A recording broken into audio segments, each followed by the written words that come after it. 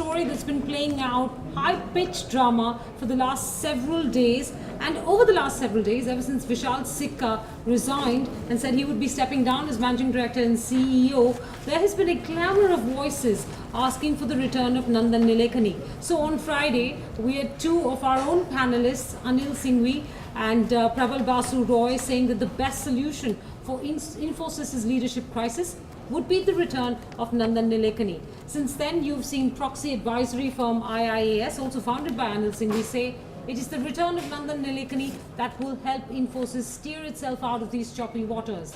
And then more recently, that's as of yesterday, we heard that about a dozen institutional fund managers, these are all institutional investors of Infosys, had written a letter to the board asking for the return of Nandan Nilekani.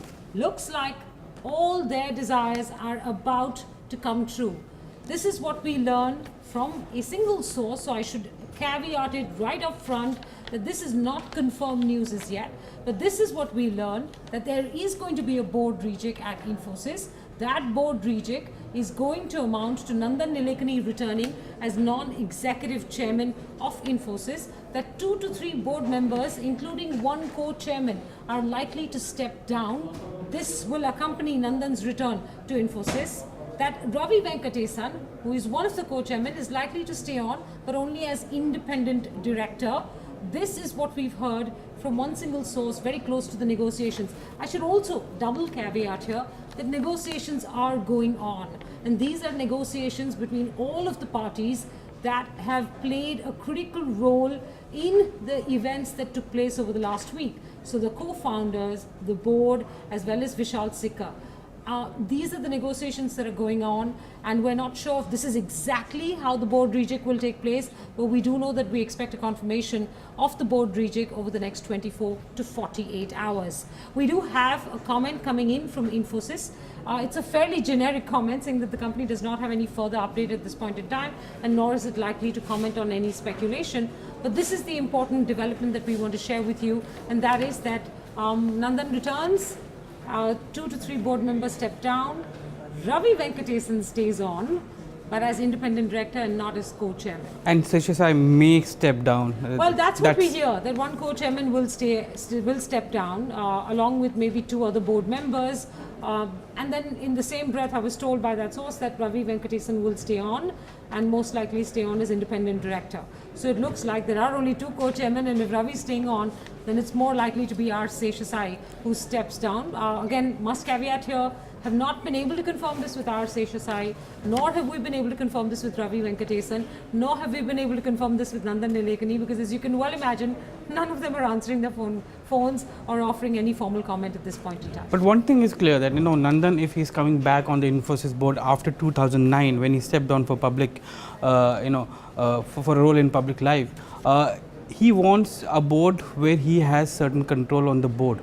And if 4 or 5 people are going to step down, that control will come to him. At least 4 or 5 people will be on the board. Well, not 4 or 5. If you say 4 or 5, because even eventually Vishal will also be stepping down when the new person comes in. We have a graphic that tells us who's on the board, right? I don't think it's going to be 4 or 5. Right now, you have 10 people on the board. True. 4 or 5 suggests half the board goes away, Sajeet. What I hear is it's more likely to be 2 to 3 people. Now, this isn't the first time that the co-founders have targeted R. Seshasai. If you remember, a few months ago, Mr. Murthy had made his displeasure with the board fairly, sort of public. Saying that they want a person who has some technology understanding to be the chairman of the board. Well, that's not the only thing. That's why Ravi was brought in as a co-chair. No, that was not the only thing. I think Mr. Murthy's concerns also amounted to several corporate governance lapses, as he pointed out, or allegations according to him. And he kept, I think, if I were to paraphrase what he was saying, is that the board was not strong enough to provide the right balance and check to the executive. And at that point, the executive was Vishal Sikka. So I think, he has directly, indirectly, at several times questioned whether R. Seshasai has done the right thing or not. Interestingly, R. Seshasai was firmly in the corner of Vishal Sikka. Yeah. So the day Vishal Sikka resigned, he was in California along with him. With Sikka addressing the media. Yes, that's true. The other thing which would be important to note is what happens to the head of audit committee. and what happens to the head of nomination and remuneration committee. Now the audit committee is headed by Rupa Kudwa, and the nomination and remuneration committee is headed by Jeffrey Lehman. So these are the two people which were again under target by people close to the founders, saying that even they should be the people who should also be stepping down. So there is going to be a big churn. It's not a small churn, but it's a big churn that may happen within the board. Well, I think the day Vishal Sikka resigned, it was quite evident that everything from there on was likely to be a big churn, right? Yes. It could not have been a small churn at Infosys. And now it looks like along with Sikka, some members of the board will also leave the company or step down. Others might change what their current position is and return to being just independent director, so that when Nandan comes in, I assume he has a freer run of how things are done, but because that's probably the only way he'll be able to change anything at Infosys. But then he comes in as a non-executive chairman, and things have changed since the time he left in 2009 to 2017. The IT industry has changed itself. When Nandan was the head in 2007, BFSI used to contribute around 42%. Now the highest vertical for them is communication services, which is 12%. So things have changed. Though he is part of technology and new. I was just going to say that. I've heard this argument a lot about can Nandan return and manage a company that he stopped managing a decade ago? Yes. Now don't forget, Nandan has spearheaded one of the most interesting technology projects launched by one government and then carried on by another government, right? He has been at the forefront of that digital revolution from the government point of view. Aadhaar has been, I wouldn't say his baby because a large team worked on it, but it has been his vision. He's been on several technical committees of the government to help them craft. In fact, he was even on the advisory committee to GSTN. That's right. GSTN network, he was. GSTN, that's what I'm saying. So to GSTN. So I don't think that Nandan's out of touch with what's going on in technology.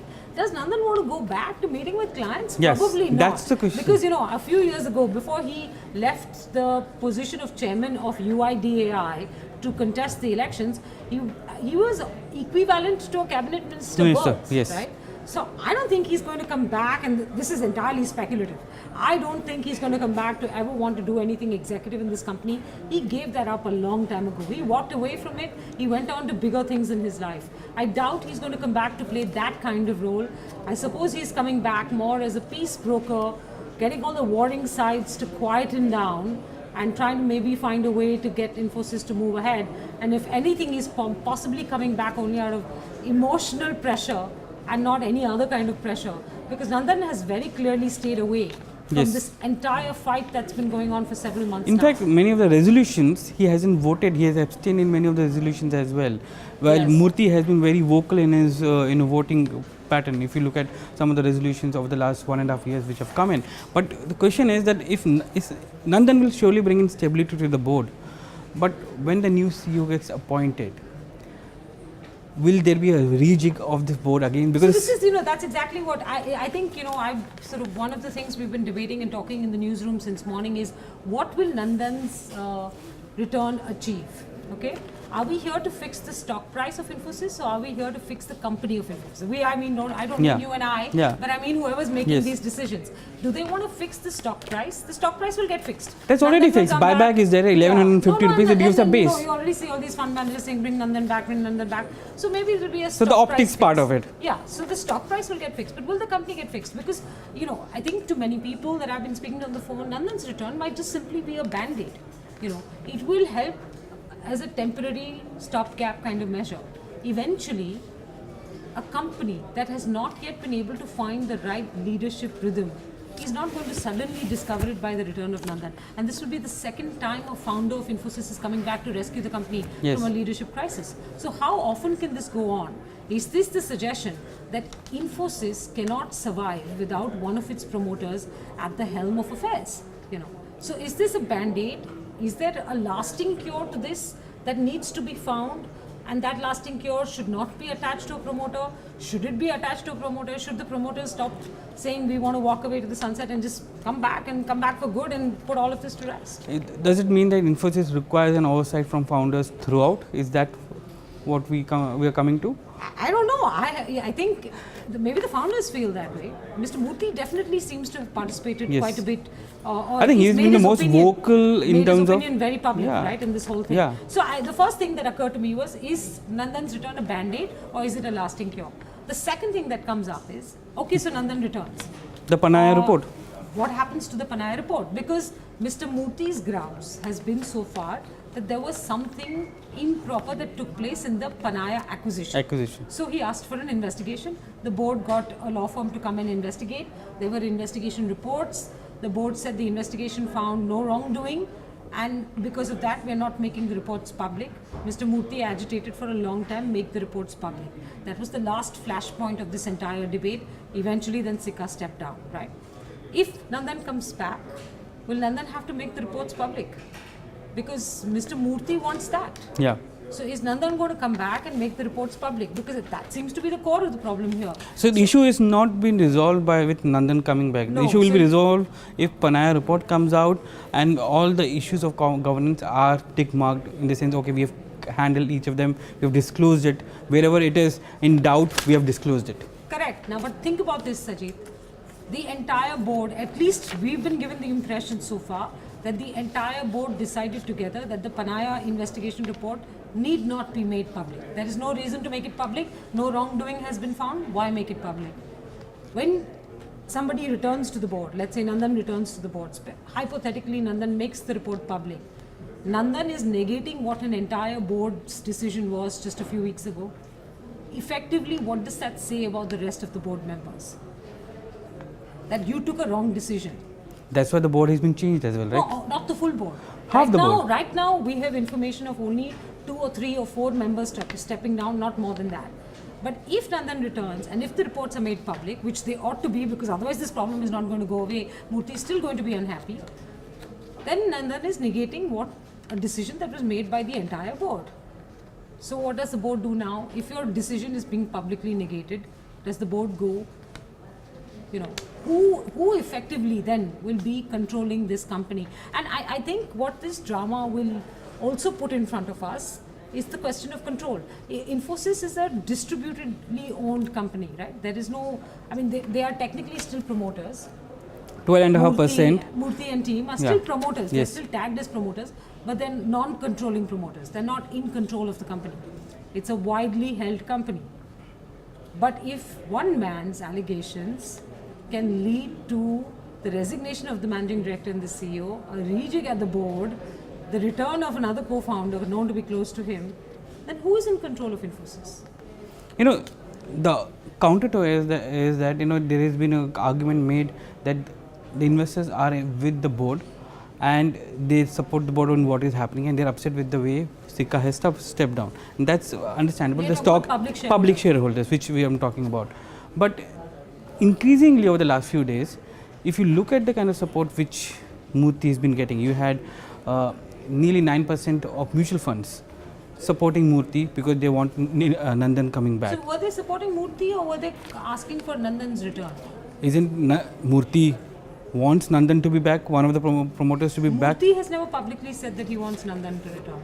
But Murthy is fine with Nandan coming back, one of the... He has never publicly said that either. We are assuming all of this. That's, that's an understanding that, okay, you bring Nandan in, I have someone there who will take care of the corporate governance standards, which I left behind. So I don't know. I'm saying there are many parts to this jigsaw puzzle. Only a few parts or pieces have fallen into place so far. The rest are not very clear. Mr. Murthy has said nothing so far, ever since Vishal Sikka resigned, except to release a statement saying, I will speak at the appropriate time in the appropriate forum. There has been no comment from him on whether Nandan should return, Nandan should not return. He had many months ago made it very clear that he thought that there could be other members that could join the Infosys board. This was when he was very clearly unhappy with the board and its leadership. And I think at that time he had suggested Marty Subramaniam. Prahlad was taken on board. On board. And he is currently a member of the Infosys board. I don't think Marty was. He was. Marty, I'm not sure what went on, but Marty is not on the board right now. So I don't think Murthy has never said anything about Nandan returning. Yeah, it's a very... I'm not suggesting he doesn't want Nandan I know. People close to the founders have been talking about Nandan for a while, saying, because for Nandan, this is the second time he's mediating in the entire fight. When the fight first broke out in February, again Nandan mediated, and But very quietly, behind closed doors. Behind closed. Again today, he came behind. He was again mediating behind closed doors. But the thing is that the cry to get him back on the board, to stabilize the board, is what is prompting. Yeah, so I'm going to raise this question with you because I know we discuss control a lot, right? Who controls a company? How does control get transferred? What are the outcomes if control gets transferred? If all of this takes place, as we have just speculated, and if Nandan returns, etc., then who controls Infosys? Is somebody new coming into control of Infosys? Is there a thought process there? Is there a debate to be had there? Saying, is there a new person in control? Because so far we thought that a wide variety of shareholders controlled Infosys. There was no one party in between. It's a well-diversified shareholding which was supposed to be controlling the company through a board. Correct. The board is no longer in control. The founders now. But the board is no longer in control. No control, and the founders have no faith in the board. The founders mean nothing in law.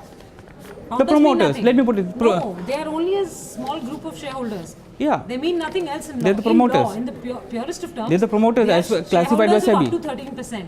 Yeah, 13%. Okay? So you would think in a widely held company the board is in control, but in this case the board is is not in control. Some group of 13% shareholders are calling the shots. Close to calling the shots. So who controls Infosys is the other big question to raise, right? So I think these are some of the questions that come up. We must also say, in this conversation that Nandan Nilekani, has moved on to doing bigger things. Bigger things in life, yeah. Yeah. So except if it's emotional connection to Infosys and the need to protect something that you've nurtured for a better part of your life and brought to scale and made such an iconic company, it seems really tough to, sort of be convinced by the fact that Nandan would want to return and how long he'd want to return for. So will it be a temporary position? Will it become with a, sort of end date of 1 year, 2 years, 3 years? Will he be able to fix the company within that much time, fix the board within that much time? No, I don't. Questions to be answered. The thing is that you have a CEO search going on. It should happen by March 2018. Correct. And Vishal Sikka will step down as and when the appointment is made. And then you need to give the CEO a year or two to settle down. So unless he comes in for at least 3 to 5 years, yes. Yeah. Now it's interesting how any CEO will be able to find his feet in Infosys when your non-executive chairman is Nandan, because you'll always be living in the shadow of Nandan, right? Yeah. Greatest years of Infosys were under Nandan and Murthy. Yes. So I suppose that's always going to be a tough act to follow. But these are the various questions facing us as the Infosys story, makes some more twists and turns. And like we said, we should know in the next 24 to 48 hours what this board rejig will look like specifically. So we'll be back with more news then. Thanks very much for tuning in to BloombergQuint.